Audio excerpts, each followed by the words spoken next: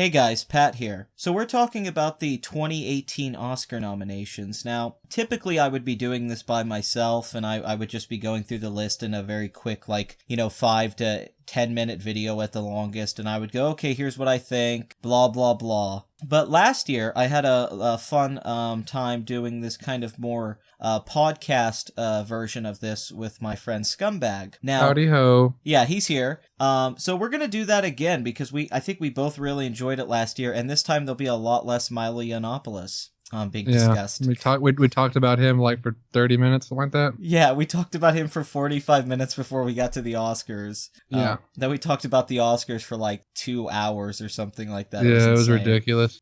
This video won't be that long. This is going to be a little bit of a new thing though on the channel. I'm going to try doing these the collaboration videos where it's a topic like, hey, let's talk about the Oscar nominations, and I bring a guest in, or I bring someone in to review a movie with me, etc.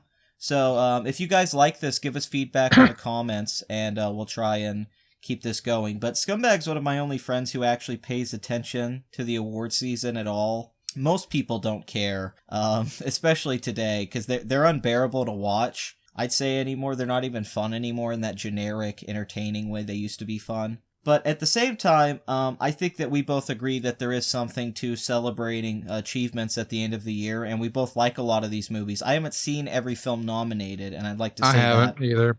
I haven't either. I looked at a lot of these, and I have an opinion on like third of them sometimes. But I will say this too. We are skipping the foreign language film. We are skipping documentary, and we're skipping short documentary and best live action short film and best animated short film. The reasons for that is that we haven't seen any of those films, and there's really no way for either one of us to, and we don't know much about them. The thing is, like, if let's say I haven't seen Shape of Water, well, I don't. Even if I haven't seen it, I know the director, I know the premise of the movie, I know what people are saying about it. Yeah, you know the claim it has already. Yeah. Yeah, so I can talk about it from that point of view. We're not going to be able to talk about some of these other movies because it's like, yeah, I don't know how people feel about The Insult. I'm not sure how people feel on Body and Soul, but if I could see those films, I would. So we're just going to stick to like the more popular topics and then the technical awards. We're going to start in the tech awards and then kind of work our way up to some bigger categories.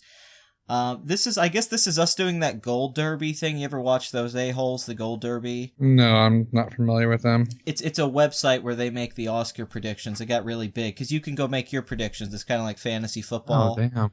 And I would say go join it. It's called Gold Derby, and they show at the end how well you rank. So I've been following them. So some of my opinions are going to be based off what they're saying because these are people that are actually talking to the guild members and members of the Academy, so they have an insight that we don't have because we're not in LA, which is where this is held. So what we have to go off so far is the Golden Globes, which is the Hollywood Foreign Press, and we have the Producers Guild Awards, which was won by Shape of Water, which was a shock, and then we have the Screen Actors Guild Award, which was 3 Billboards. We still have the Writers Guild Award and the DGA, but the Oscar nominations came out, so that's just the setup. So let's just jump in, all right? Best Achievement in Production Design. We have Beauty and the Beast, Darkest Hour, Shape of Water, Dunkirk, and Blade Runner 2049. Scumbag, you have money on the table. What do you think is going to win Best Production Design? And don't pick a favorite. It's not about what you think should win. I know what you want to win, but that's not always how it works. Yeah, I think Beauty and the Beast might actually have a chance at this because I agree. I haven't seen that one either, but just looking at the trailers and Disney always has that type of production design to their movies. They're very extravagant and very not so much detailed. They're detailed sometimes, but this one kind of looks like it's that more fantasy type thing that the Oscars kind of go for sometimes. I haven't seen that either. I haven't seen Darkest Hour. Shape of Water might have this with the laboratory. That may be something that wins. I don't know if that's enough, but I'll say this. I think I have a couple points here to what you're saying because I like your Beauty and the Beast thing because all the Gold Derby people are picking Shape of Water, and I get that because I believe Pan's Labyrinth won this award in 2006 or 7. It won production design, cinematography. So it actually lost foreign language film to Lives of Others, and And Del Toro hasn't really been nominated since then. But what you bring up with Beauty and the Beast, my example for that is going to be in the last decade, if you look at a lot of the films that have won the production design or costume design, sometimes it's a film that's really big that the Academy doesn't nominate in other categories, but they give it something like that. Alice in Wonderland's a perfect example. That film wasn't critically loved, but it made $1 billion. So they gave it 2 Oscars. And I think if you're looking at Beauty and the Beast, that's a film that made $1.3 billion worldwide. It's the second highest grossing film of the year. And even though people think the Academy is really snobby, they usually award films in these technical categories. So my point would be that this might be where they reward Beauty and the Beast, because I think costume design's probably going to Phantom Thread. So Yeah. So I would say you have a good point there. I'd say second we have to go Shape of Water, then I'd say Blade Runner, then Darkest Hour, then Dunkirk. Yeah, because Dunkirk, I was surprised with this one because I thought Dunkirk, while I enjoyed the film, its production design I thought was kind of bland in some areas. Yeah. A lot of it was very metal and sand, and a lot of it was very warlike, and it didn't really bring much new to the table. Blade Runner, Cyberpunk, I think it may have a chance at that, that being the one I want to win, but I think it may have a chance at that, but I think it's the deserving one. Yes, Blade I think Runner. Blade Runner deserves that, but I think Beauty and the Beast probably going to win it, but we'll have to see. Okay, well, you'll say that, and I'll say Shape of Water just to play the safe bet, but then we can come back later and say we'll see how it goes down. Yeah. Okay, so, the thing I want to just say about this, though, is that a couple years ago, Mad Max Fury Road came in and just ran away with a lot of these categories. It won 6 Oscars, and it was production design, cinematography. La La Land last year dominated all these categories. So if there's also a factor that something like Dunkirk, because it's so critically acclaimed, and it was a movie that was going to win Best Picture a few months ago, but a lot's changed. Other things came out. But it was a front runner at one point, and it's just as well reviewed as Call Me by Your Name, Lady Bird, all of the films nominated. It's as critically acclaimed as any. It has 94 on Metacritic. It's made by Chris Nolan. So if this is a situation where they're going to try to award that film in a big way, like remember Hugo? Hugo won all those tech awards. Yeah. Dunkirk could just come out and win production design, cinematography, film edit. I mean, it really could. It's possible. People want to rule that out, but I think if you're ruling that out, you're ignoring the last 10 years or so of the Academy Awards, where they'll just give one film all the tech awards. Inception did this; it won 4 Oscars, like that. So if Dunkirk does have a big night, it's going to be in these categories. But you never know; that could happen with Blade Runner. Maybe Blade Runner will win 3 or 4 Oscars because people like that movie too. Yeah, and especially it being the older movie, it's very important. But I think it's going to be The Shape of Water or Beauty. Me too. I'd say that's pretty much a lock. All right, best animated feature film: Coco, Loving Vincent, The Breadwinner, Ferdinand, and The Boss Baby. Now we have to talk about the nomination of Ferdinand and Boss Baby, 2 films that got terrible reviews. I mean, awful reviews. And these were the 2 films that got in here. There was no Lego Batman. I don't get it. Do you understand this? I didn't notice it when I first saw it, because I kind of glossed over this one, but going back to it, Boss Baby is like one of those meme movies. It had a lot of memes back last year when it came out. Do you think the Donald Trump aspect is why it may have got in there?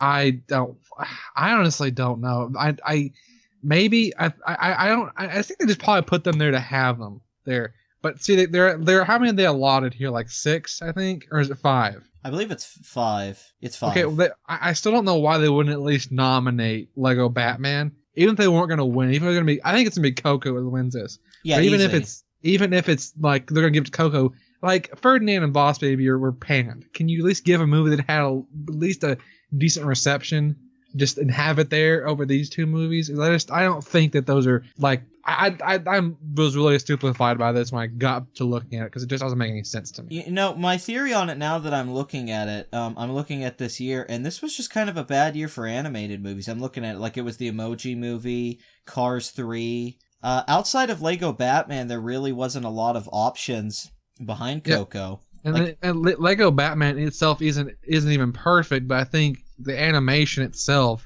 deserves that because it feels so much more detailed. I mean, it's the best reviewed out of those 3 there. Yes. It has like 90% on Rotten Tomatoes. And weird thing to bring up, they snubbed the Lego Movie, which was the front runner in this category a few years ago. Lego Movie was going to win. It won at every other award ceremony. It was critically acclaimed, and we all thought, obviously it's going to win, and then it wasn't even nominated. that year. So there might be a bias towards the Lego movies, and I don't know what that is. But it seems apparent now. You kind of have to acknowledge it because why? Yeah, why? I've seen Lego Batman nominated all over the place. Yeah. So what do you think's gonna win? You think Coco? Do you think Loving I think Vincent has a I chance? I think Coco has it easy. It's I don't think there's any shadow of a doubt there. All right, then let's just move on because that's a pretty obvious one. It, you Yeah. know, it's Disney. It's that film. Of course, it's the only Yeah. one here that's made It's the money it did. It's the one people are talking about Okay, so compared to the rest of them. we're gonna skip some other topics. Let's get into the exciting categories. I think we're gonna get into the exciting stuff now because I like all of these. I like the Tech Awards just as much as I like the. In fact, one of my suggestions to the Academy would be to do what we're doing here and cut this other stuff out. Like, Yeah. I wish they would. This is off topic, but I wish they would Yeah. add more tech ones. I think stunts desperately need a category. Yeah, Emmys have a stunt category. Yes. 'Cause, Well, I mean, you would have a lot of action movies there, a lot of low-brow ones, but I mean, that's still important for film. Those movies are still important. well, they have special effects and film editing and sound, so why not stunts? Yeah, these stunt coordinators, these stuntmen and women, they're incredibly talented. The choreography they go through is insane.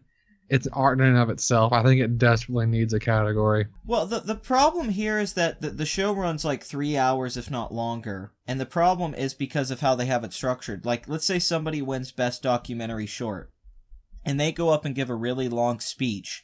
Then it drags the show, so when we get to the awards we want to see people win, like Best Actor, and it's the end of the night, the show's already been dragged out, and that person says their speech a lot faster than they would have.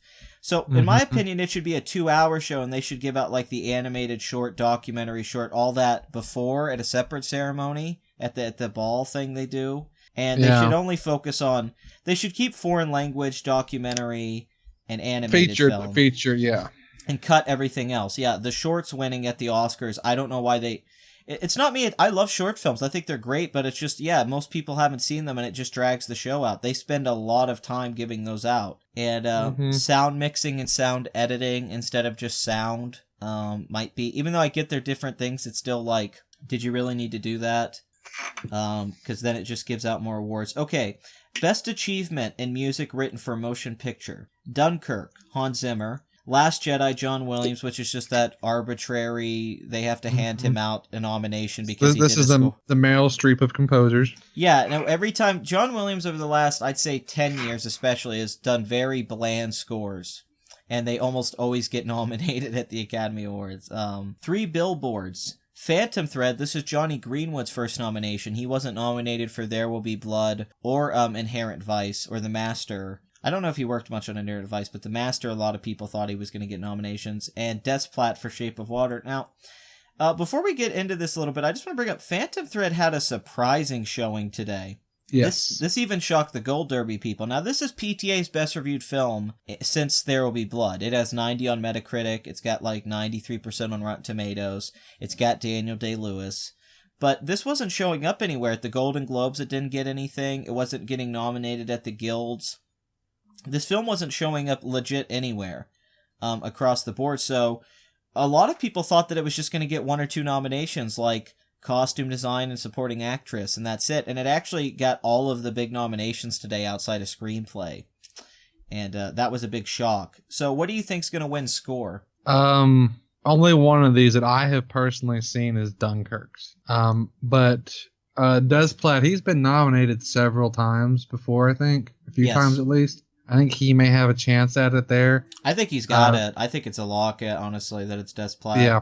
Probably, I think either him, probably him, honestly, because Dunkirk's wasn't that special. Well, I would, if you know, it's funny, I made a lot of bold claims a few months ago as an idiot, but I remember months ago saying Dunkirk was going to win Best Picture, Best Director, Best Film Editing, Best Cinematography, Best Sound Mixing, and Best Score, and it's not going to win several of those now because more films came out, the trajectory changed, it got more political with the Me Too movement.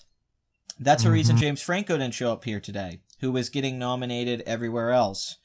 And, yeah, he won at the Globes. Yes, and he was winning a lot. A lot of people were saying he was second or third behind Gary Oldman. It was him, Timothy Chalamet, and then Franco, you know. And now Franco didn't get nominated, and I would say you have to say it was because of the accusations of the Me Too thing. Because it happened right before the votes were done. And the voting ended, the nominations came out, and Franco's not in the nominations. Yeah, So, which I think is disappointing. I think we should probably wait on actor one to yeah. really get into that though.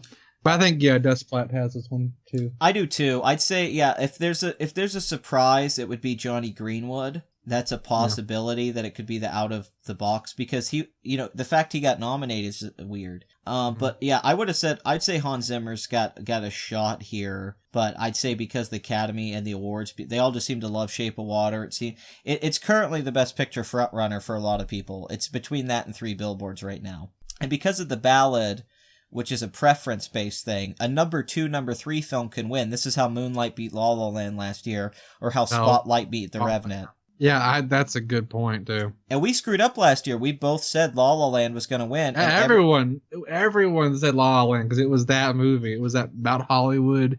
It would have won. It would have won if it had still been the old school way of voting. But me and you, we didn't think about that. We were like, well, of course. And it won all those Oscars. It won director, cinematography, and then actress. And then at the very end, Moonlight won because Moonlight got more number 2 votes. So you have to think about that. Is Three Billboards going to get too many number 1s, or is Shape of Water going to get? This is actually a closer race than people think it is because of that. This is the closest year, I think, in recent memory. I think so too. Yeah, I don't think there's going to be a shock like Get Out or Lady Bird wins. I think it's going to be Three Billboards versus Shape of Water, and nobody will know which one's going to win Best Picture until the envelope's read.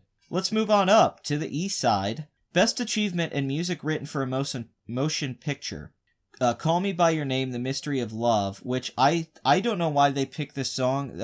I've seen this film. The song Visions of Gideon, which is the last song of the movie with Timothée Chalamet's character, and it's about a 7-minute shot of his face while that song plays. That should have been the song they picked, and I think it would have had a chance of winning. Unfortunately, they submitted Mystery of Love, which I think is the weaker song. Still a great song, but that pretty much hands the Oscar over to either Coco or Mudbound at this point. Greatest Showman has a shot here just because it's actually doing really well at the box office, and there's a lot of goodwill towards Hugh Jackman this year because of Logan. Logan got a surprise nomination this year. First superhero film, I believe, to ever get the nomination. It did. I think so, too.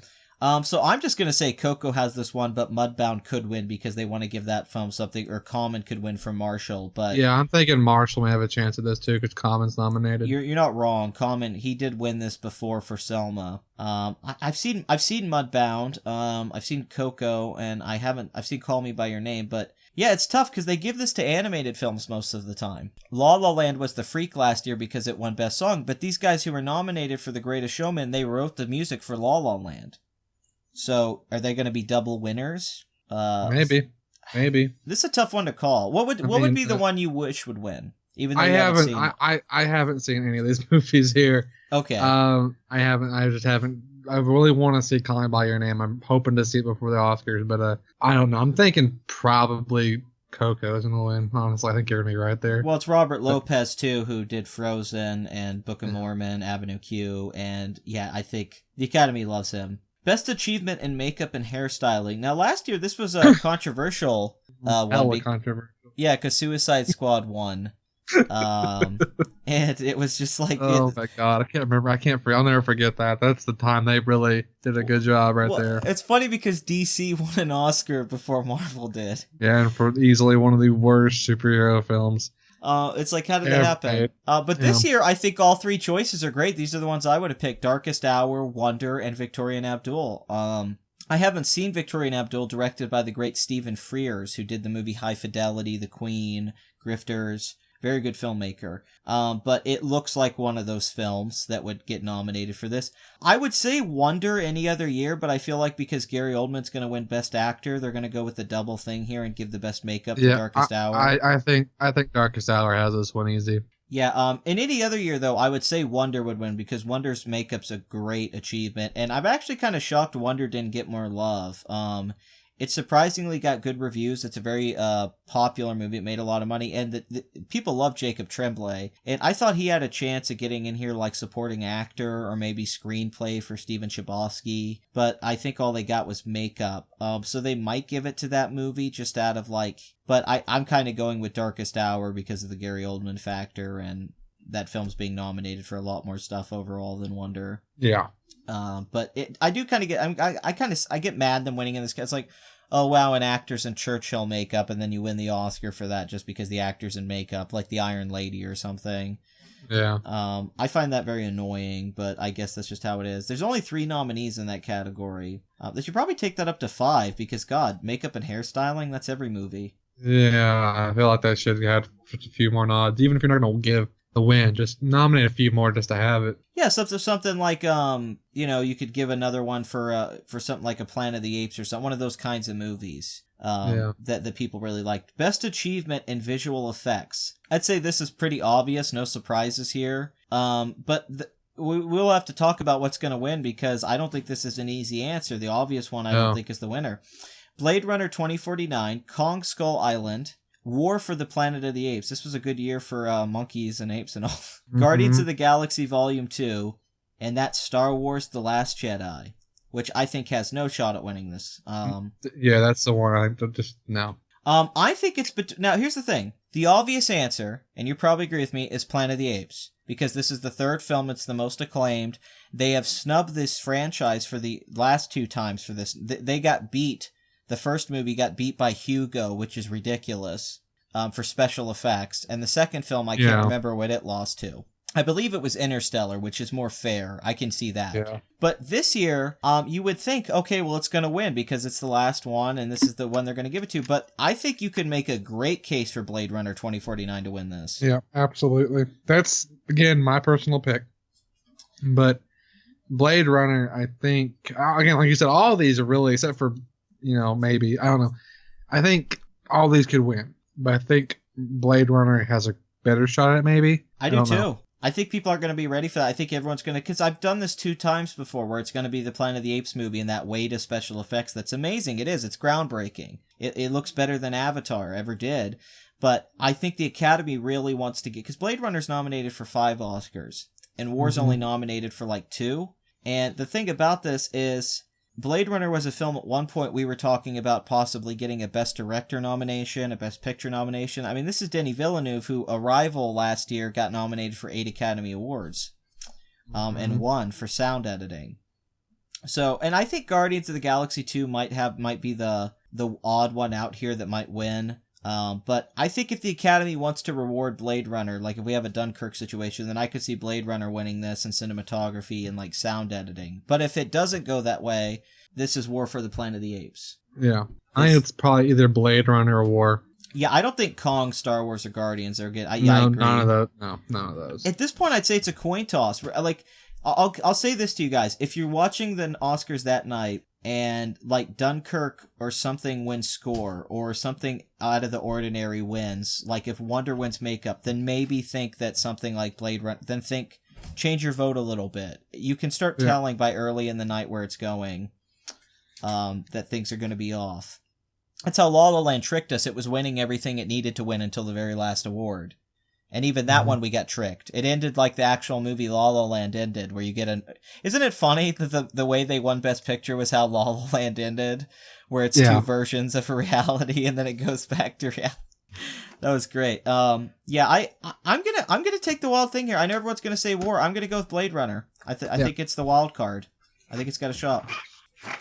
Now I want to bring up Baby Driver. Months ago, I told everyone that Baby Driver was going to get 3 Oscar nominations. I said this in my review. I said it was going to get sound mixing, sound editing, and film editing. And a lot of people told me that wasn't going to happen. And I said, okay, it's a film that's got 86 on Metacritic, 95% on Rotten Tomatoes, 93. It was Edgar Wright's first hit. And the only thing that everyone agrees is great about it, because a lot of people have problems with the script. I have problems with the script. I do too. But we all agree universally the editing and sound design and all that is phenomenal. So I'm going to say Baby Driver could be the sleeper winner here, like the year Bourne Ultimatum won film editing, sound mixing, and sound editing and nothing else. Or Whiplash won a couple of these. I think Baby Driver actually has a shot at winning sound mixing, sound editing, and film editing. I don't think it's out of the realms of possibility at all. Because that's the achievement of the film. Yeah, that was the best. The best moments in Baby Driver were the technical aspect, the editing, the sound. I'm not so sure here on sound editing for it. I'm thinking possibly maybe Dunkirk for this. I think Dunkirk had really good editing in it. I think Dunkirk's actually, if it has a big night, it's going to win. It's going to win film editing. See, that's the problem. These awards usually go hand in hand together. They did split sound mixing and sound editing this year, and they might do that this year. Like they'll give Dunkirk sound editing, and they'll give Blade Runner sound mixing. But even then, I could see Baby Driver winning sound mixing because that's the big element, is they mix the music with the scene. That would be so. Baby Driver could win mixing, and Dunkirk could win editing. It's kind of tough. It is tough. I'll go with Dunkirk, though. I agree with you. I think Blade Runner has a shot here too. This is actually one of the toughest ones because 3 films could win this. Yeah. But I like all the nominees. I don't really disagree with any of these. I mean, I haven't seen Shape of Water yet, but I've seen these other 4 movies, and I think they all had good sound.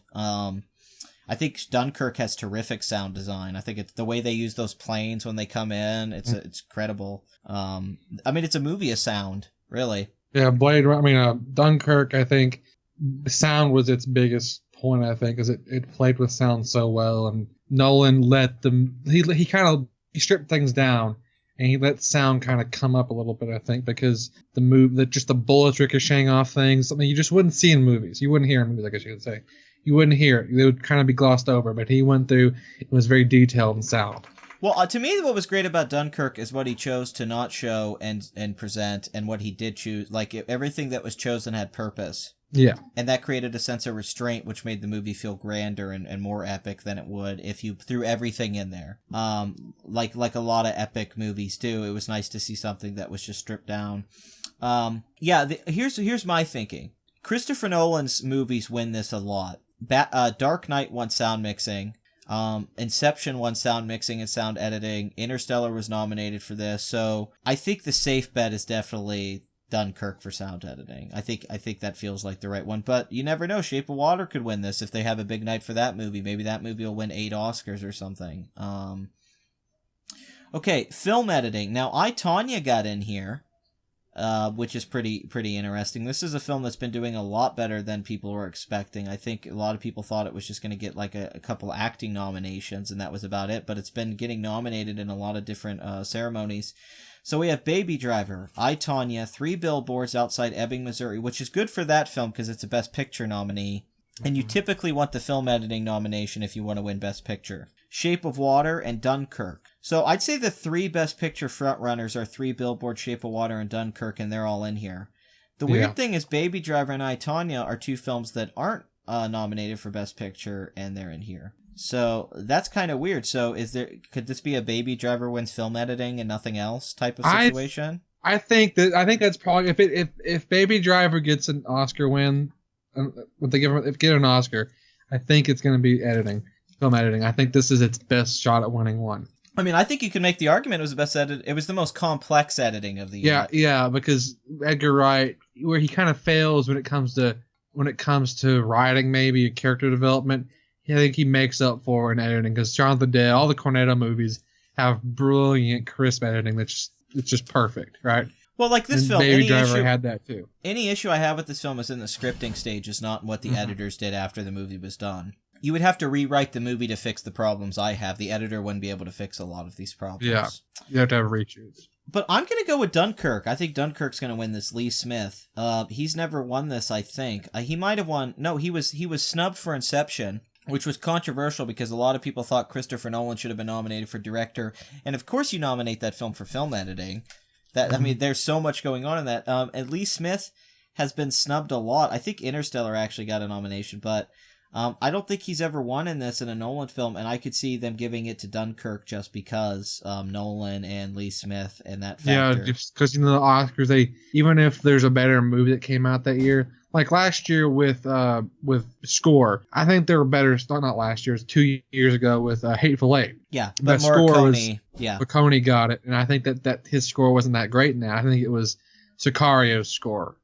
It was Johannesburg or whatever. Yeah, I agree. That should have won too. I think he had the better score, but because Morricone, he's not going to, I don't want to sound morbid, but he's not going to be alive a whole lot longer. He's going to probably have maybe a good few movies out of him. You look at the past few years of movies he wrote scores for, none of them were even American, movies Americans didn't even get a chance to see. They're all Italian. So if they were going to give him for his work he did back in the 60s, in the 70s, he probably should give him an award now while I still have a chance to. Because Johan's going to make movies. He's going to make scores for, rest of his life. And I don't think Marconi really has a whole lot of time left in him.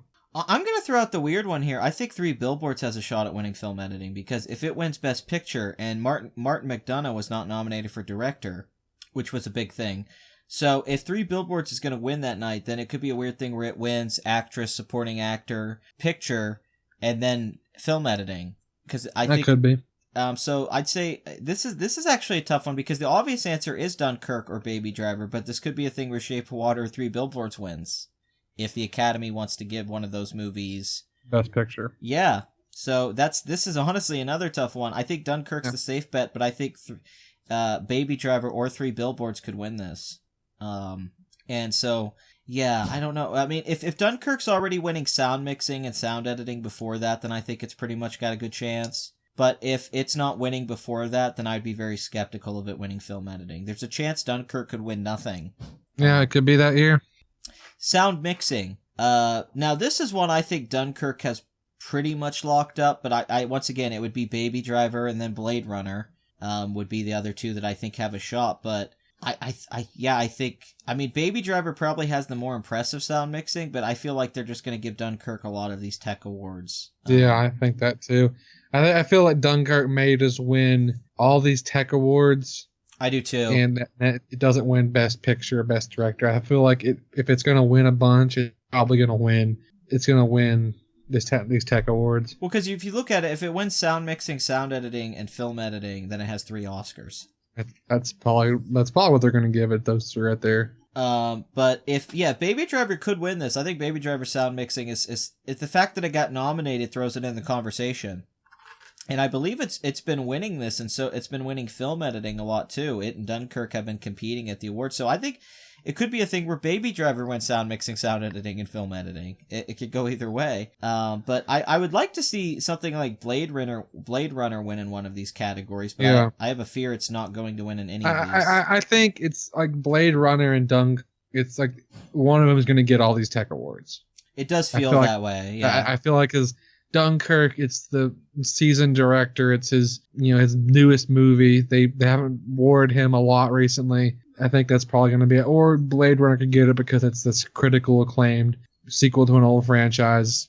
Maybe. I don't know. I'm feeling it's either Dunkirk or Blade Runner. They might even split the vote. That's a good point you're making because these are the 2 films. If one of these other films didn't exist, we'd go, oh, well, Dunkirk's going to win this or Blade Runner. But they might split the vote and something like Baby Driver or Shape of Water could win one of these and sneak in here. Yeah.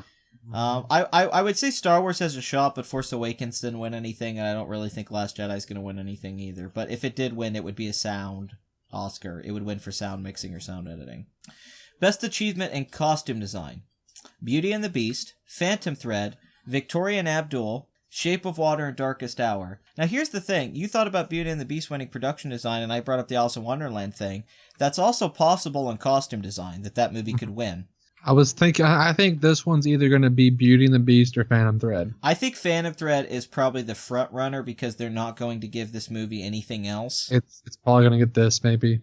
And it's a movie about a guy who designs, dresses. Yeah, it's kind of ironic for not to win that, I don't think. Yeah, and it's Daniel Day-Lewis playing that part. So yeah, I think you kind of have to go with that just because they seem to like the movie, got a lot of nominations. I think Shape of Water could win, or Darkest Hour, especially if it's a big night for Shape of Water, because I believe La La Land might have won this even, but I think the safe bet's Phantom Thread, Paul Thomas Anderson. He had a great day, the nomination, so it's the surprise one. Okay. Let's try to get through. Well, this one's a big deal because a lot of people think this. Yeah, cinematography. So a lot of people think this is Roger Deakins' year. Blade Runner 2049. It's as acclaimed as cinematography as anything this year, the last few years.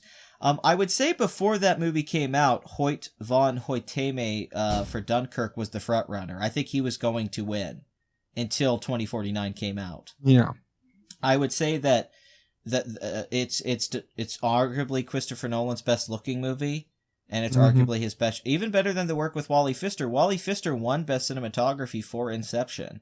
So Dunkirk, I think, is the one that has a shot in that, if Deakins gets snubbed again, as he always does, 11th fucking time, then it would be Dunkirk would win.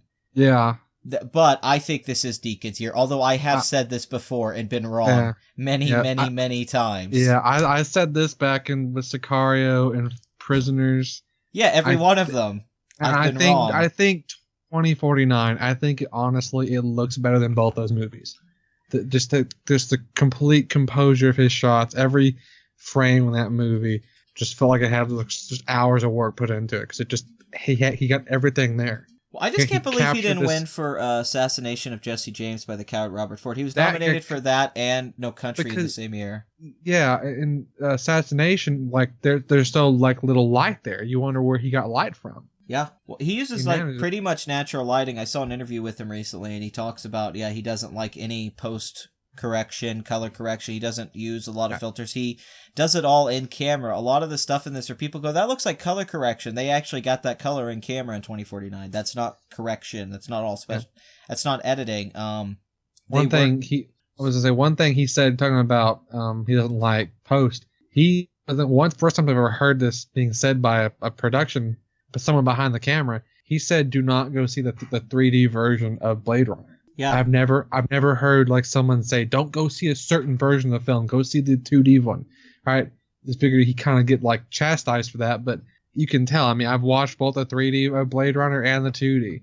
The 2D looks just immaculate. The 3D has like kind of blurry. It doesn't really make sense as 3D. Now, I want to mention something here. My favorite cinematographer in the world is actually nominated in this category. And that the last name's tough for me. That is Bruno Delabonel.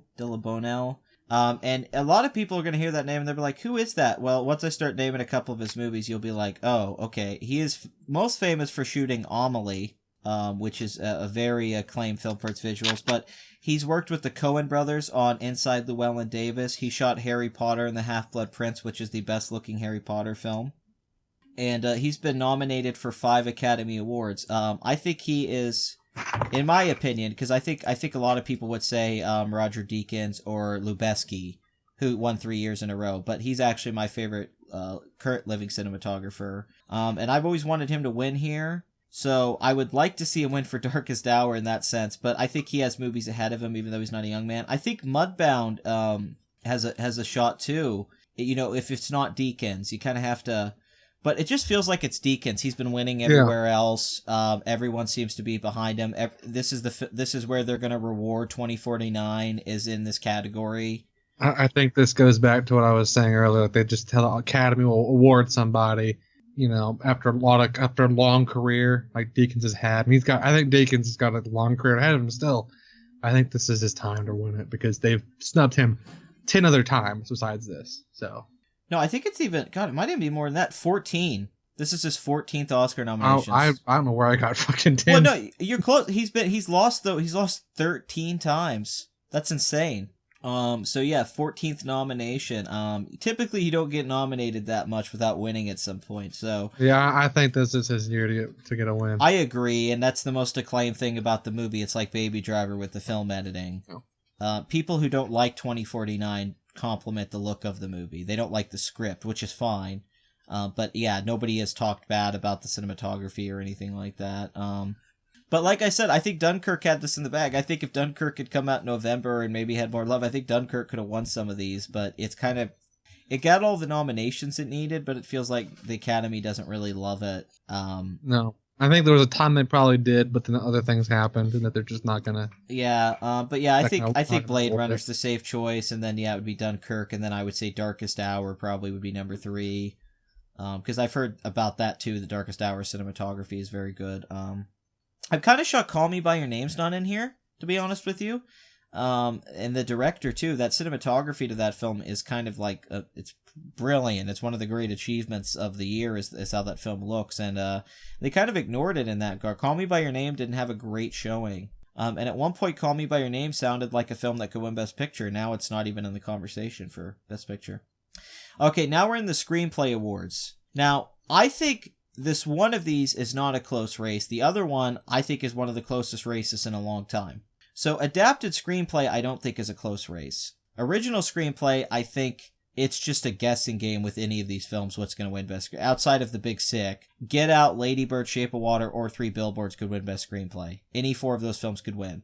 They might want to give Jordan Peele this because he's been nominated now for director, all that. Lady Bird, Greta Gerwig, because she's not going to win director most likely. That's going to go to Del Toro. Shape of Water could win this just because they might be giving it everything. Three Billboards could win this because might win Best Picture. So this one's impossible to predict. Adapted screenplay though, we got to bring up Logan. Scott Frank, James Mangold, and Michael Green, who worked on the Green Lantern movie, man. James Mangold, who's been around a long time, did 3:10 to Yuma. Logan is, in my opinion, one of the 10 best films of 2017 that I saw. Yeah.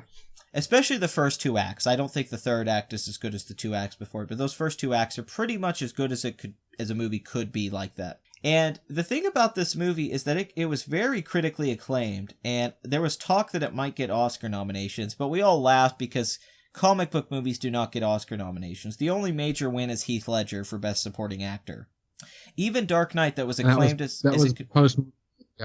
even Dark Knight, which was acclaimed Oh, sorry, go on.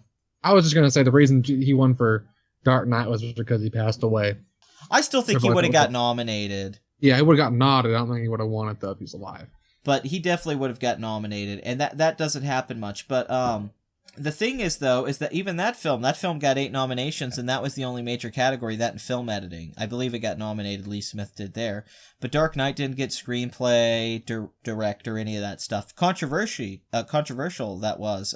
They even say now they created the 10 nominee things because of Dark Knight, because people were so mad that Dark Knight didn't get The Reader got nominated. But Logan had rave reviews, and it's not as critically acclaimed as, let's say, like Spider-Man 2 was when it came out, or Dark Knight necessarily, or even Iron Man 1. It's about, when you look at reviews overall, but it had that integrity to it, that it was a smaller film, that this is Hugh Jackman's last film, that it was a deconstruction, that it was like the Unforgiven of comic book movies. And a lot of people, I think, thought Wonder Woman was going to get nominated because of the Me Too movement and because of female empowerment and how well it did. And I think a lot of people thought Wonder Woman was going to get nominated in sounds and all that, and it got snubbed. And Logan didn't get any nominations, but yet here it is. The first comic book superhero movie that I could think of. I won't say comic book because that's a broad, but superhero film I could think of that's gotten a screenplay nomination. I don't. Yeah, this is the first. This is the first one since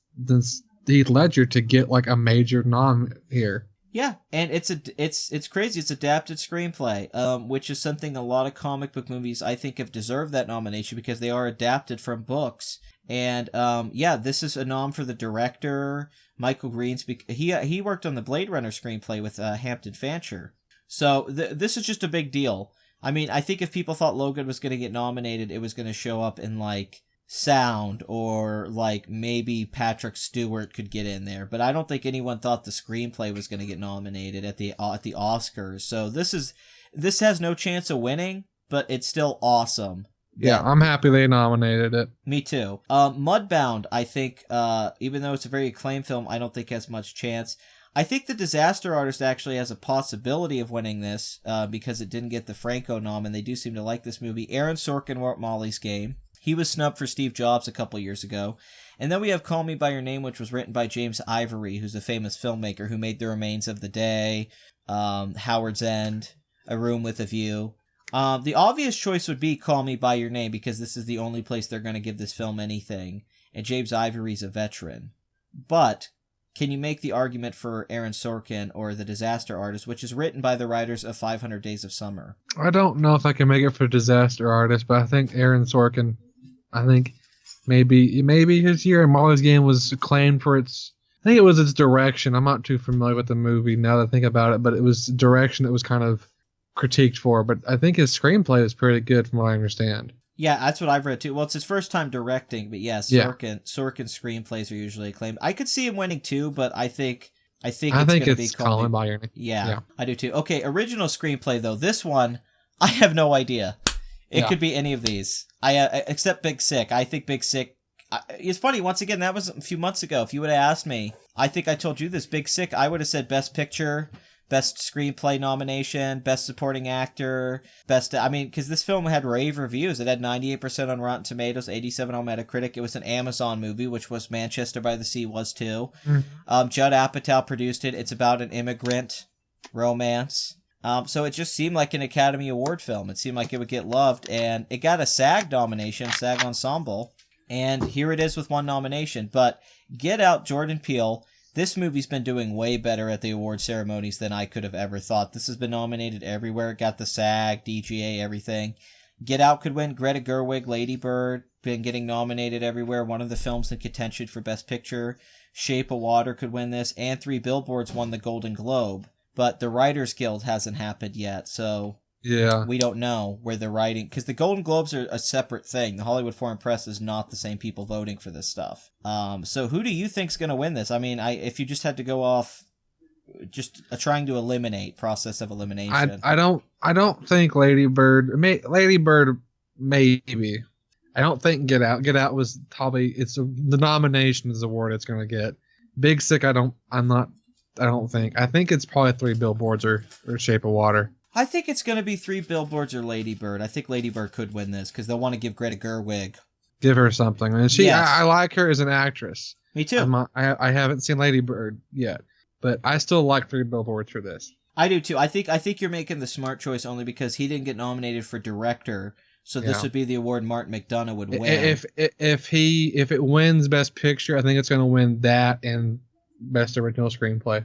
Yeah, I agree. I think that, and then the acting wins. Yeah, I think it'll be because they only probably win 2 or 3 if it wins Best Picture.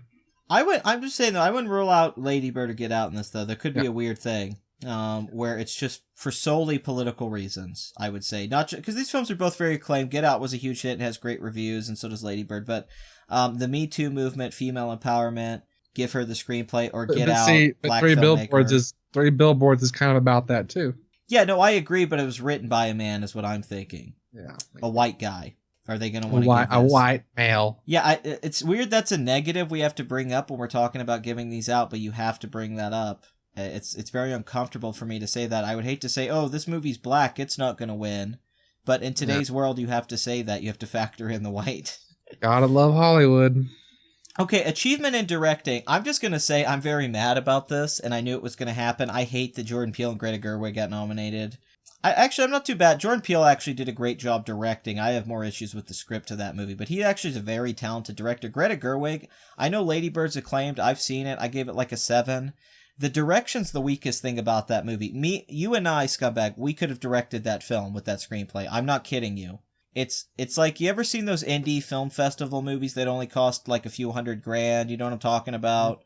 Mm-hmm. You watch sometimes they're in black and white or something, but yeah, that's how Lady Bird's directed. I mean, it's directed like a movie that would show up at a film festival. That doesn't mean it doesn't have great performances and blocking and all that, but the cinematography, the cutting, everything about it is very typical. And this has been a split award for the last few years. Director's been winning and Best Picture's been separate. The Revenant, Iñárritu. And then Damien Chazelle won for La La Land, and then Barry Jenkins wins with Moonlight, Best Picture.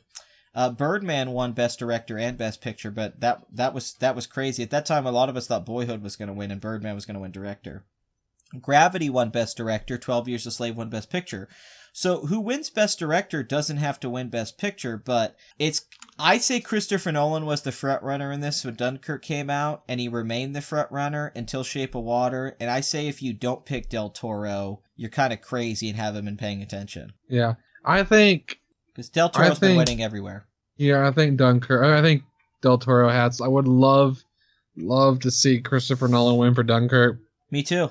That'd be my pick. If I got to be the only one voting on this... Oh, me too. That's what it'd be, Dunkirk, because he did something that I was criticizing him for in the previous few movies he had done. Too much. He had too much. Interstellar, too much in Rises. He stripped it down for Dunkirk. He was more bare bones in it, and it worked. It worked really, really well. But Del Toro is winning everything. He's winning everything else. I think he has this. And we also got to bring up all the factors we could bring up about Nolan. You could bring up about Guillermo del Toro. He's been around a long time. He made Pan's Labyrinth years ago. Mm-hmm. He's never won anything big, anything like this. And this is his most acclaimed film in a long time. And so, yeah, here's what I think happened. I think Chris Nolan had this. I think he even had the big wins. I think he had picture, director, and that. And then at the end of the year, also because of the ballad with the preference and the number 2. I think what happened was, because Dunkirk was everyone's number 1 pick in Gold Derby because of their views. I think what happened was Lady Bird came out and got some, because Get Out came out in February and it's still remembered, but like Lady Bird came out and got the reviews that people weren't expecting. Shape of Water got reviews people weren't expecting. Phantom Thread, I mean, I'm shocked Paul Thomas Anderson's in here. I am shocked. I don't think anyone picked him to be in this. I'm shocked he's in here and Denis Villeneuve is not here for Blade Runner. I'm shocked there's a lot of people that he got in over. I'm shocked that like Spielberg didn't get in for The Post because they love to nominate Spielberg. I mean, there's Martin McDonagh for 3 Billboards, which is, you know, clearly one of, I mean, this makes it weird. Is that going to win Best Picture now? Because, Moonlight was nominated for Best Director in Film Editing, and here we are, and 3 Billboards isn't nominated for Best Director. So that's a weird thing. Yeah, I think Nolan had this, and then the political aspects of it came in, where Shape of Water's about acceptance and people that are different. And Del Toro's even talked about it being about the current climate we live in and all that. Get Out's about racism and white liberals and how they think if they talk up black people all the time, if they fetishize them and stuff like that. There's a lot of commentary there. It's Lady Bird's about a coming of age story about a girl in high school. It's written and directed by a female actress who's been around a long time, and it's her story. You know, so it's like Dunkirk doesn't have that because it's a movie about a bunch of guys surviving on a beach, and even though it's a true story, I don't think the Academy has the heart for it like they do with Sally Hawkins in The Creature in Shape of Water, or the mom and daughter in Lady Bird, or Phantom Thread's romantic center. I think you pointed out a few days ago, Dunkirk is kind of like Lawrence of Arabia, or like Ben-Hur. It's this big epic, right? It's a shorter movie, yes, but it's very David Lean. It feels like it's a movie. Film. I think Dunkirk would have come out in the 70s or the 60s, easy win. It would have swept the categories. Even 10, 12 years ago, it would have won. Yeah, the climate we live in, how Hollywood thinks in their head, I think it's not going to win stuff like this. It's going to win technical stuff if it wins anything. I think Del Toro has this easy. Yeah, I don't think they can say an F you to Trump if they give it to Nolan, because Nolan, one thing I really like about him, he's not a political, outspoken filmmaker. No, he doesn't talk. I admire him. I would say I admire him so much because he doesn't care about that. He wants to entertain people. He wants to make movies that are talked about. And I mean, as good as Get Out is, or as good as Lady Bird is, I mean, Lady Bird may be remembered well, but I don't. It's just movies that are politically driven of the era. They get forgotten because you move on with your life, right? That, or they're like maturing candidate that are like they're about the commies back then, but you can twist it to mean like corporate interest nowadays, right? Well, it's like how they want The Post to be All the President's Men, but it's not going to be All the President's Men. Yeah, it's of course not. I don't know. To me, it's just when you make movies like that are dated, it's not going to happen. It's just too old. It's not age well. It's a traditional Academy Award movie with Dunkirk is what's really going to hurt it, though. It is like, It's like that old school winner where we live in a new era. But my thing with this is like, yeah, Nolan's not political and his movie wasn't political. PTA really isn't. But Guillermo del Toro, Greta Gerwig, and Jordan Peele are all very outspoken politically. Very much so. Del Toro's Twitter is a rampage of anti-Trump tweets. Greta Gerwig is one of the faces now of female empowerment. Jordan Peele has talked about, though I actually think Jordan Peele makes very good points. I think that's a good point about liberals fetishizing black people, and that's a form of racism that they don't view. I agree with that, and I think that it probably is awkward to be a black guy and go to meet a bunch of white people, and he makes a horror film about that. I think that's a clever idea. And it's kind of a Twilight Zone M. Night Shyamalan. He's also producing the Twilight Zone. Jordan Peele is growing in this industry. I mean, he went from the sketch comedy thing with Kay and Peele, and then they did Keanu, and then he just made this film and it's huge. And now he's retiring from acting. He's going to be a filmmaker. He's got all these projects lined up. So his first movie, and this was almost a thing of first-time directors, this could have been, because you have Greta and Jordan Peele and Martin McDonagh, with not first time, but first nominations, but PTA, Del Toro, and Chris Nolan, because Chris Nolan, it was his first nomination. So for Chris, Gerwig, and Peele, these were all firsts. So it was kind of exciting, but then Paul Thomas Anderson had to come in and screw it all up. This is Paul Thomas Anderson's 8th Academy Award nomination. He's never won. He's been nominated for screenplay 4 or 5 times, and he's been nominated for. I think he could have won for There Will Be Blood. I think that was his best shot. He probably should have. I agree. I actually think it's better than No Country for Old Men. I think it should have won picture and direction. Yeah, and I love No Country. Yeah, I love No Country as well, but There Will Be Blood. That movie is just. It's held up better too. Daniel Plainview in that movie is one of the best characters put to film. Yeah, it's shocking that didn't win Best Screenplay. And, like, going back and watching, because I think it's been voted by most critics as the best film of the last decade. And you're like, yeah, how didn't There Will Be Blood win? It was just like, you didn't have to give the Coen brothers that because you screwed up on Fargo. And you should have just given them Best Picture for Fargo in the 90s. Yeah, I agree. I think Del Toro has this in the bag. If he wins the DGA, which is soon, I think you just... And also Shape of Water won the Producers Guild Award.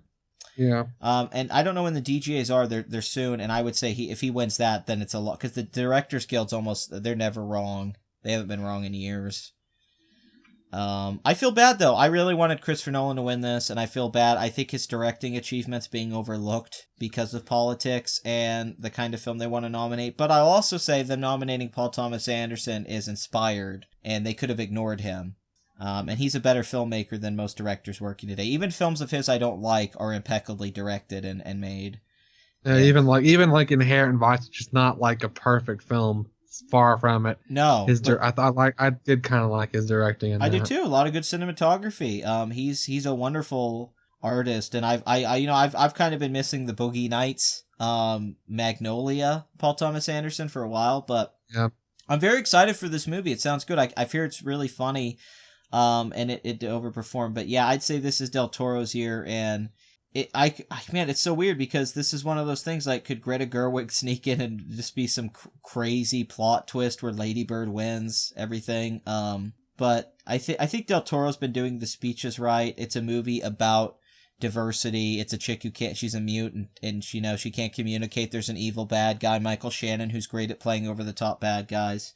You just cast Michael Shannon to be a cartoon character. Basically. And yeah, it feels like, also I would say Nolan has earned to get that like late reward, but Del Toro, I wonder if they feel a lot of guilt over Pan's Labyrinth, because that was that film that everybody loved, and he didn't win anything. I think that's part of why I don't think Jordan Peele's going to get this one. They're not going to give him, they won't nominate him for it, but down the road when he's made that masterpiece, like that great horror film, that whatever, how many years down the road that's gonna, his Silence of the Lambs or his Seven, he'll win. I agree. I think Jordan Peele's coming back. I think he's coming back with several nominations. But yeah, Del Toro's got the emotional vote, and that's what matters. Okay, now we're into the acting categories. Now, these seem pretty much locked. The same 4 people have been winning everywhere. If you would have asked anyone a month or 2 ago, the number 1 pick would have been Laurie Metcalf for Lady Bird. She was the front runner in this category as the mother, and kind of the big thing of the movie that people take away from.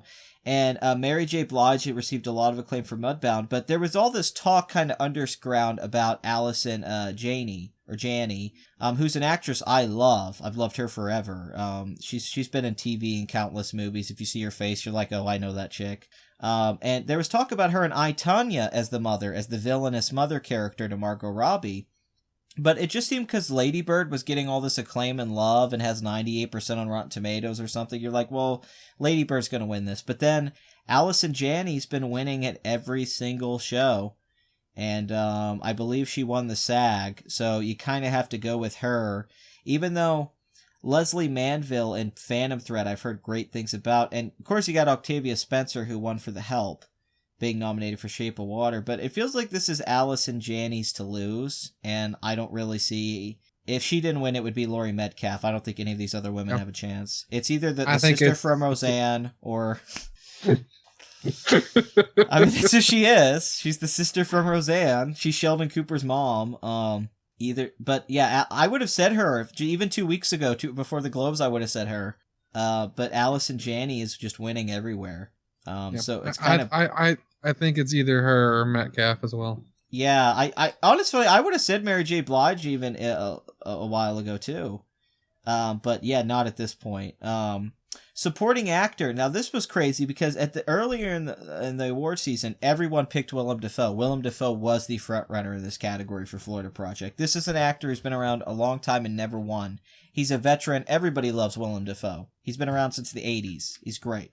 And To Live and Die in LA, he's great, and he's been great ever since. Yeah. And then there was talk of Richard Jenkins with Shape of Water. And a lot of people thought Woody Harrelson and Sam Rockwell would split their votes for 3 Billboards. And Christopher Plummer doing the reshoots as Kevin Spacey, playing Getty, which was actually, I think, a better choice than Kevin Spacey to play that part originally. Yeah, I do too. You brought up that Kevin Spacey is a bigger selling point. Yeah, he is. That's why, because he could get people to go see a movie where Christopher Plummer is an actor that we know, but a lot of people in their 20s don't really care who Christopher Plummer is. But like I, Tonya, Sam Rockwell won the Golden Globe, and every show after that he has been dominating as the racist cop with a heart of gold. This is a controversial pick. A lot of people do not like that character in that movie. I mean, I don't have an issue with it, but there's people that I've read a lot of backlash towards this movie and how it deals with race. But Sam Rockwell won the SAG. I love Sam Rockwell. He's one of the great character actors. I don't think he's even been nominated for anything like that. He was in Seven Psychopaths, which was Martin McDonagh's second film after In Bruges. Woody Harrelson in here is great to see. I love seeing that. This is his first nod. And, for Oscar. True Detective years ago, Woody Harrelson should have won the supporting actor, but I think they went co-lead. But great to see him in here. But, you have to go Sam Rockwell, right?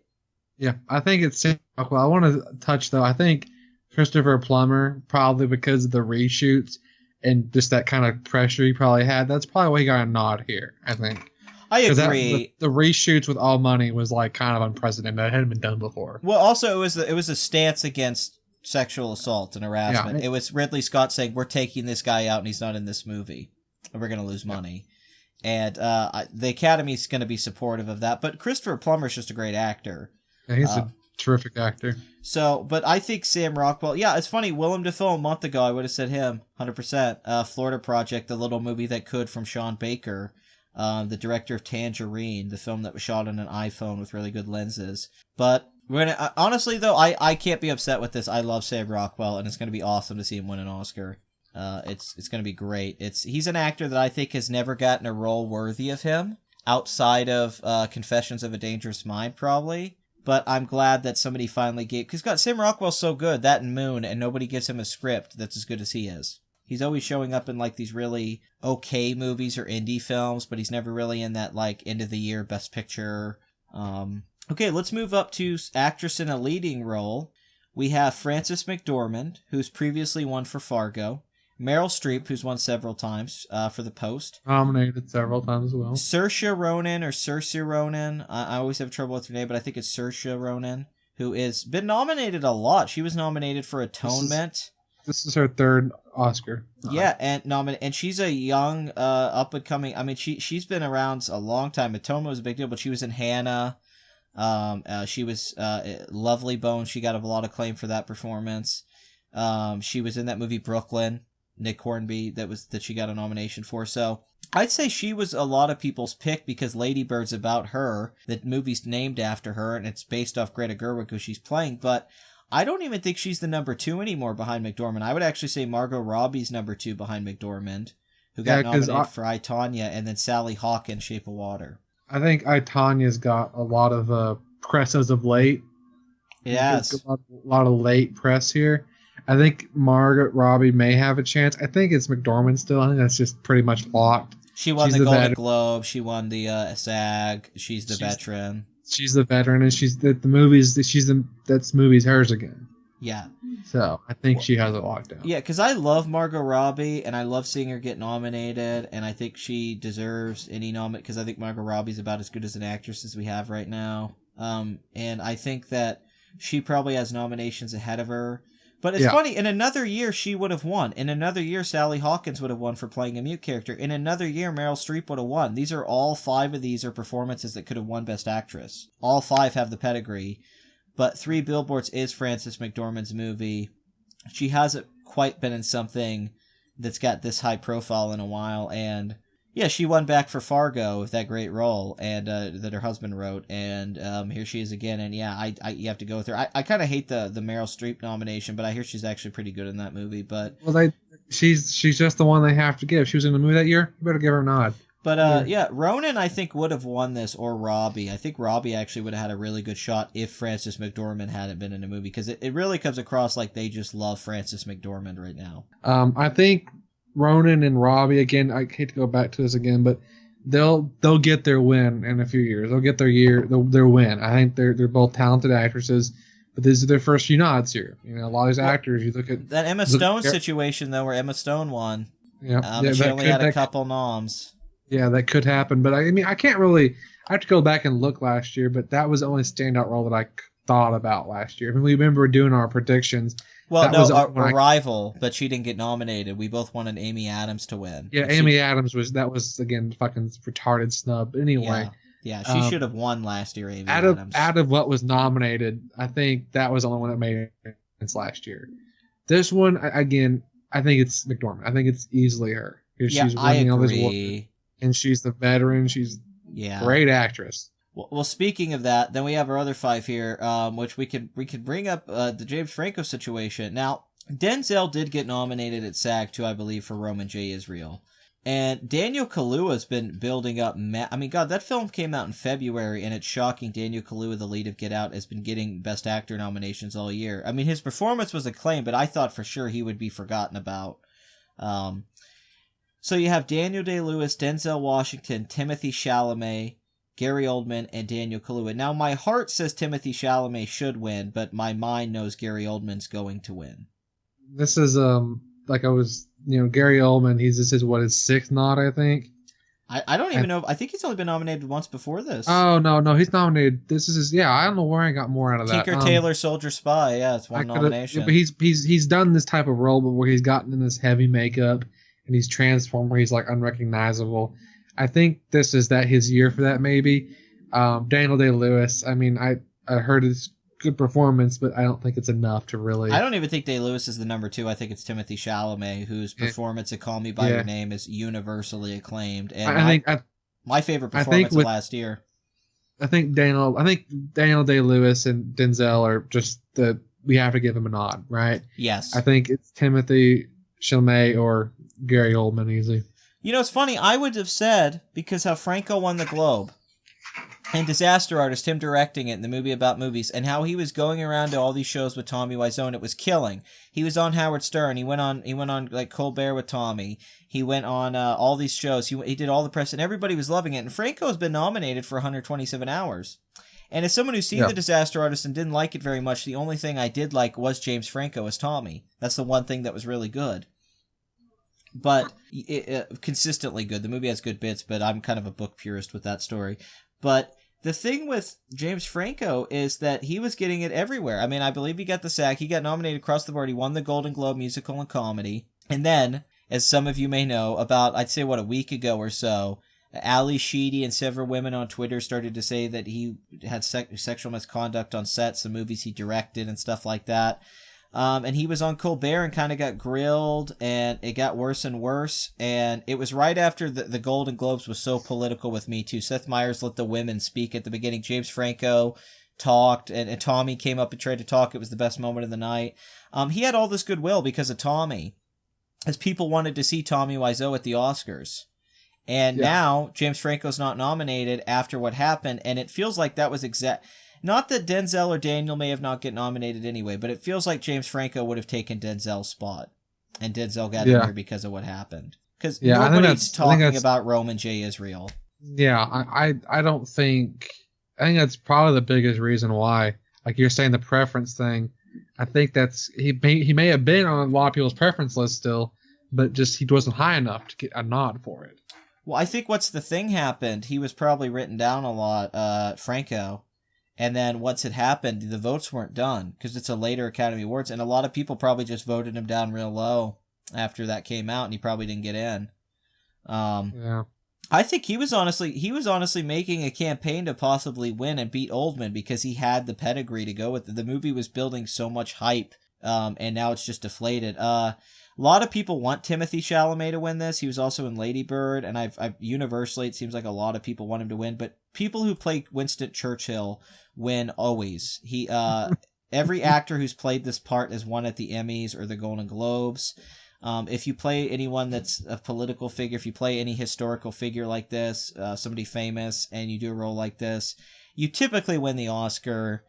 And Gary Oldman, he's won everything else. And yeah, I'm with you. I don't think Daniel Kaluuya or Daniel Day-Lewis. I don't think the Dans have a really good chance. All right, let's move on to the big one then. I guess we got through all of them. Let's get to the final one. Best Picture, Best Motion Picture of the Year. Now, I'd say this is the most predictable out of not what's going to win, but the nominations. These are all the films. Maybe Phantom Thread I didn't see happening, but I knew that Call Me By Your Name, Dunkirk, Lady Bird, The Post, 3 Billboards, Shape of Water, Get Out, and Darkest Hour were going to get nominated. I knew that before, just because of the other shows. Also crazy, got nominated for Get Out, Jason Blum, Blumhouse. He got an Oscar nomination for Best Picture. And, we'd be familiar with them, but if people out there don't know, they're the producers behind a lot of these low-budget horror films like Split. I believe the Insidious franchise and all that, Conjuring's Blumhouse, they release horror films all year, these low-budget horror films. So, you would never think that Blumhouse Stephen Blum? Jason Blum. Jason Blum. Yeah, you would never think that he would get a Best Picture nomination. Well, he was nominated for Whiplash as well. Oh, I forgot he worked on I forgot he produced Whiplash. I forgot that was a...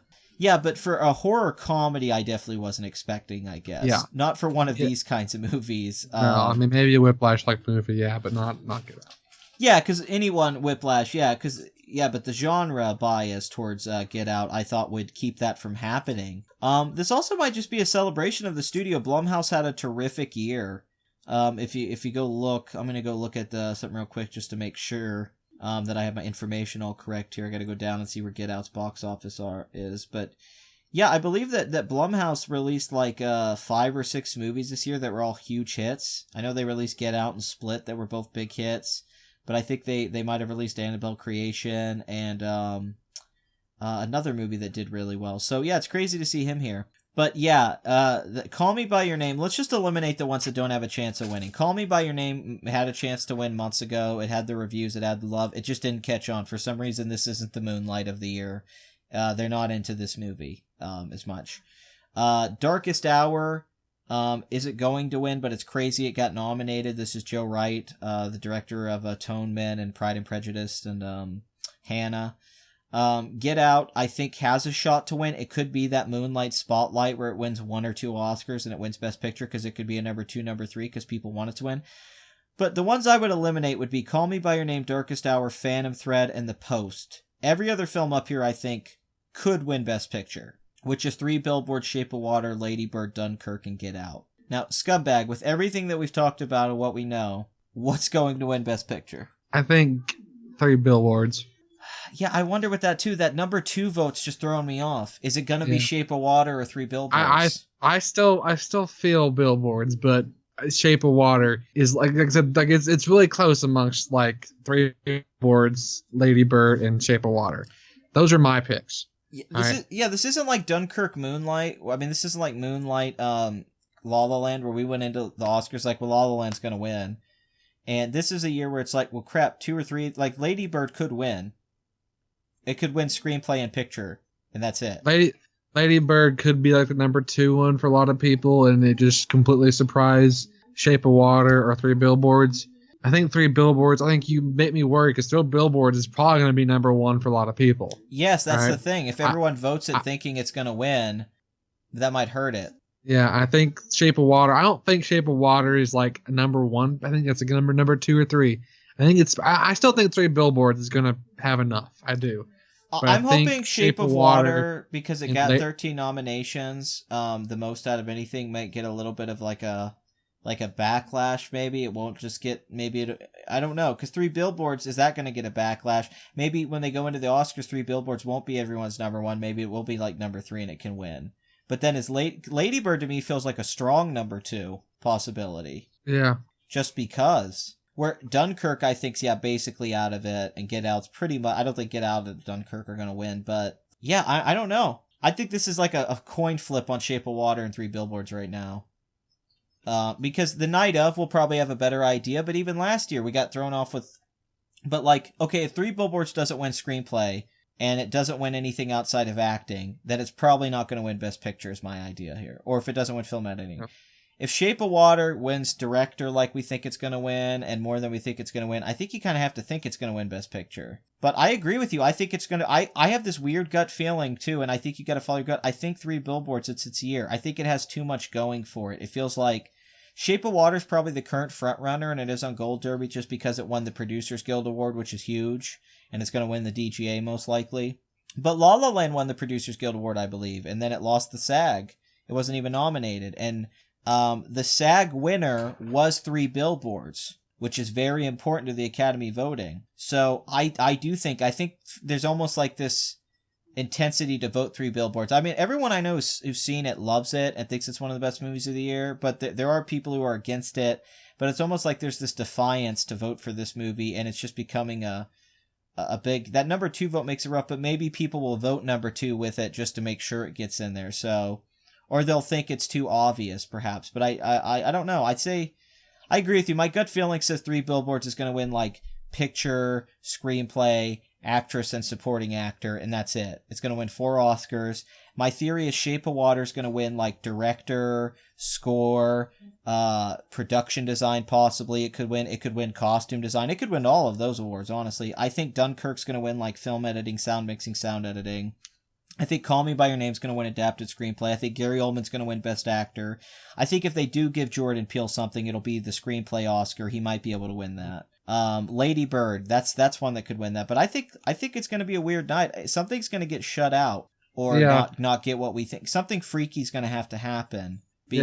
Because Three Billboards has been winning everywhere. And if that happens again, that'll be the first time that's happened since, like, Birdman, where we kind of went in like, well, this is probably going to win. So yeah, I don't know. That's my current guess of these things in the night of. But I would tell people who are listening to this to wonder, if you're watching it the night of, and Three Billboards doesn't win editing or screenplay, I think that opens it up to lose Best Picture. While Shape of Water could have a great night where it wins film editing, director, screenplay, and best picture. It could win all of those. Yeah, Phantom Thread being in here, that's just kind of random. That has... That I mean, it's not random, but it's like, wow, I didn't think it was going to get in there. I really didn't. Yeah. I kind of almost, this may be just me being a little too naive, I guess. I'm surprised that Pattinson didn't get one for Good Time. I agree. Again, that's very me being naive, because it was a very raw movie. It was kind of like, it felt trashy almost, maybe. It's not an Oscar movie. I mean, you know me, but Good Time. If it was my choice, Good Time would be nominated for director, picture, actor, screenplay, score. Yeah. And it would win. Yeah. It would win all of those. Yeah. Because I love Good Time. I think Good Time. And it was getting a lot of love. It was acclaimed, and Robert Pattinson was around the award circuit this last year, and it seemed like he was getting a lot of love. But I'll say this right now. I think I'm not going to say he was snubbed because, he never really had a shot, but yeah, the fact that Robert Pattinson was an actor that so many people ate and threw out, and I think that he gave a revelation of a performance, one where it's like, wow, now I want to see you in a lot of movies. Now you're Al Pacino, Sean Penn, Dustin Hoffman. I didn't know you could do this.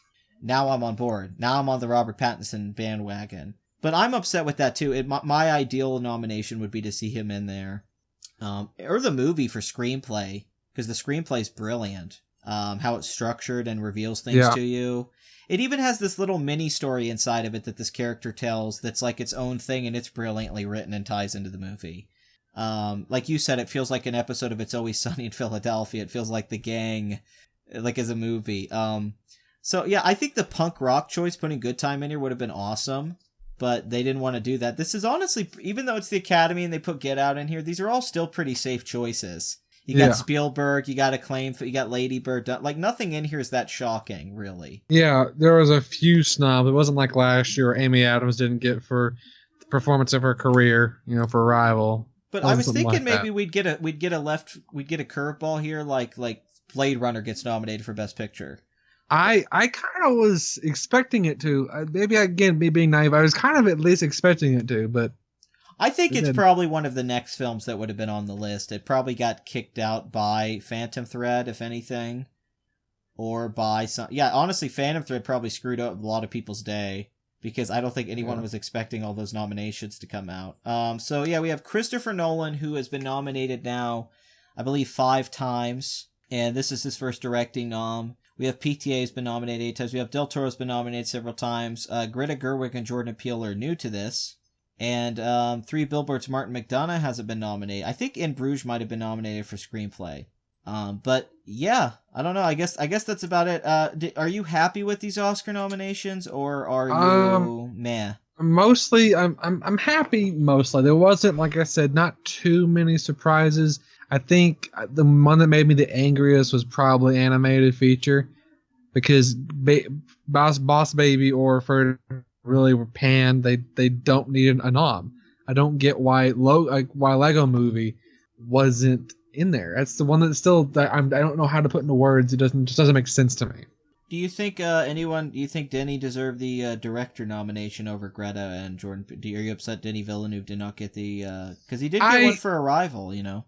I think because of what Blade Runner was and the things it was praised for, his direction was kind of low on the list of its praise because it was Deakins and the visual all that it was. I'm not upset that he was. I would have liked to have seen him here, but directing this year was kind of crowded. It was. So, you're not wrong. I mean, just even looking at this list and thinking that you could replace some of these people without, like, Spielberg could be in here, Martin McDonagh could be in here, Denny could be in here. Good, but I guess I'll say what I'm happiest about before we wrap this up, because we're getting about to the 90-minute mark here, and I think we covered about everything. I'm probably my most happiest that Christopher Nolan is nominated, and I'm happy so much about Baby Driver getting those film editing set, because as someone who loves Edgar Wright, and I don't love that movie, but as someone who edits and stuff like that, I was so impressed with that aspect of the movie, and I'm glad that they didn't snub it in that place. I'm not. I guess Shape of Water, I'm happy Del Toro, because I do like Guillermo del Toro. I haven't been a fan of his last few films, but I like him. I like his work. I may not like his Twitter feed, but whatever. That's just life. I don't like a celebrity's Twitter feed. Oh boy, what a shocker. yeah, I don't like any of them hardly. But man, Sam Rockwell in this 3 Billboards thing, I kind of like this. I like the 3 because this you think a lot of people thought it was going to be Lady Bird or Get Out or Shape of Water, and it'd be so great if 3 Billboards won, because that would show the Academy can still surprise us, because last year was a shock with Moonlight, but then this year you think, are they going to do that again? But maybe this will be a more traditional Academy Awards, whereas, because like to me, I think if they didn't have that ballad and they didn't have all that crap they do now, I feel like something like Manchester by the Sea would have won last year, and deservedly so. If it was still 5 nominees and all that, but because they made it so complicated now, there's more nominees, and the votes are separated. It's overall votes. It's not how many number 1 votes. It's overall votes in total. And yeah, it's just it's just weird now. It's like you never know what's going to win Best Picture, and then what ends up winning Best Picture never really feels like it probably should have won Best Picture anymore. Which was always true, but at least you could go in and be like, well, Braveheart's going to win everything. Okay. You could go in like that. Now it's like Del Toro could win director and not win picture, and that's just so weird to me. It's like, oh, it's the best directed film of the year, but it's not the best film of the year. Or it's the best written film of the year, but it's not the best film of the year. I find that weird. So what are you most happy about, just to wrap up? I'm happy that Blade Runner got the nominees that it did. Yeah, I'm 5. happy that it was talked about, because the movie didn't do well in the box office, supposedly. I mean, Hollywood math kind of makes it seem like it didn't. I don't know. But I'm happy that it got the nominees that it did. I'm happy that Logan's a surprise that it got nominated for adapted screenplay. Good mention. It's not going to win, of course, but I'm happy that it got nominated, because it was the superhero film that I think a lot of people were asking for. One that was grittier, one that was darker, one that didn't pull punches, one that kind of showed the superheroes in a really, really broken light. Like, Logan's just defeated in this movie. Or a superhero film that's just a movie and not a comic book like, it's just a film. You watch Logan and it's just a film. It's just a standalone little... Yeah, Western fans could watch it, and it has so many Western allegory to it. Yes. I think that I'm happy that the movie like that got nominated. That the Academy saw it like, oh, this is worthy of nomination. Let's do it, right? I'm happy that they saw the I don't know how you'd word it, but they saw the good in that movie. They didn't just get so snobby. They just it's above us, right? No, They saw there was substance to what was happening they, in Logan. they saw there was something there. But yeah, it's pretty much it. Blade Runner, because that was my pick for best film until I saw Good Time. Yeah, no, Good Time really does just like put things in perspective once you see it. You're like the Sadfi brothers, and you're like, man, these guys are so much more interesting than everything else we're talking about right now. Because it's exciting because they're new, they're young and new, and you think about the movies they're gonna make. Yeah, they started out so strong. Yeah, it's like watching early Scorsese or something and going like, oh, what's this guy gonna? I mean, that's how it felt to me. I felt like watching Good Time, like I was part of something new that was happening. Like I've never really seen a movie like it before. I've seen movies that were similar to it, but never done exactly the way that movie was done and the way it was filmed and stuff. And a lot of these other movies, yeah, I love a lot of these films. I love Call Me by Your Name. I love Dunkirk. I just say, yeah, it is funny. I even though I love the Academy Awards, it's still typically they don't seek out those films that are truly, the future or are doing things that are innovative or original, new. A lot of these films are conventional things we've seen done before. Yeah, and they play it too safe. It seems like even Get Out. Even Get Out's the Stepford Wives meets Look Who's Coming to Dinner. And with Good Time, it was just like we were watching some directors who had a very unique style and vision, and they didn't care what people thought about the movie. Yeah, they didn't care if it won or not. That wasn't their concern. I feel like that's how you should go into movies. I feel as much as we talk about these award season movies, movies are being good and unique is more important than these awards. These awards, it's nice to award the best of the year, but it ultimately doesn't. These movies here don't make great movies. Just because the Academy put this little ribbon on doesn't mean these movies are great. It's the people behind them and the stories they tell and how they're remembered that make them great. Right? And a movie like Good Time is going to be remembered not just because it was good itself, but because you're going to see like in a few years what those guys make, and it's going to be like a Criterion-like movie where it's like not as important as it was one day, but because it was before these, it's important. Yeah, and speaking of the story you want to tell, I think this is the story of I think really the thing you have talked about the most this year is not necessarily diversity, but a mix of things. A lot of different kinds of movies here. A lot of different people nominated. I think they're going to spread the wealth a little bit like they did last year. But we're at the end of our story. I don't want to drag this on a little longer. We went through everything. So you guys in the comment section, leave your predictions, because that'll be fun. Tell us how we got something wrong. And yeah, I guess we'll talk about the Oscars after they air, and we can see how things went down, and we can react to the Oscars after they're over and what won, and then we can go back and look here and see how wrong we were, like we were last year. Yeah. Actually, it's funny is we were right on like everything last year except Best Picture. Yeah, we got like every single one right because we got Casey Affleck, we got Manchester for screenplay, we got those cinematography, La La Land, we both picked. Yeah, I think we won. We were across the board. We were right, and then we lost at the very end. So this year, I'm very scared because I don't have a definitive pick. But we've both said 3 Billboards, and I think we're just gonna be like, no. Well, I mean, this year we didn't. Last year, to me, Moonlight wasn't even like an idea in either of our heads. No. Like this year we have 3 movies: Lady Bird, Shape of Water, and 3 Billboards that easily could. All 3 of them could win. It's a close race. Yeah. It's a close race, people. Last year. It is. I agree. There wasn't 3 films last year that were in a race. All right, so thank you everyone for watching, and Scumbag, thank you for being on. I appreciate you helping me get through this. No problem. And I hope that the thing you could take away from this is that these things from a distance can seem kind of boring and outdated and a little snobby. But once you actually dig deep into it a little bit, you find that there's a lot of nuance and things to discuss that you can get from this. And it teaches you about the industry a little bit. And I think that's what's important here is you have to make the club happy so you can get in your little meeting where people give you your little trophies and it tell you how good you are. It's not about getting the camera out and point and shooting anymore. No. There is that side to it, how you sell yourself as talented as you are. But yeah, thank you for being on, and thank you to everyone who's watched. So, like, comment, and subscribe, and make sure to rewind your VHS tapes before you bring it back to the store. Scumbag's an employee at the video store, too, and he gets very frustrated. People always bring in porn, and they always pause it like halfway through after they're finished. So he has to rewind the porn tapes over and over again. And then once he's finished with his whole thing in the back room, then he has to rewind to see his favorite part again and pause it. It's very difficult. The internet's made this stuff a lot easier, but we refuse to watch porn in the internet age. We refuse to watch it on demand. Yeah, no, we have to watch it on videotape. I love that box, crappy looking TV stretching.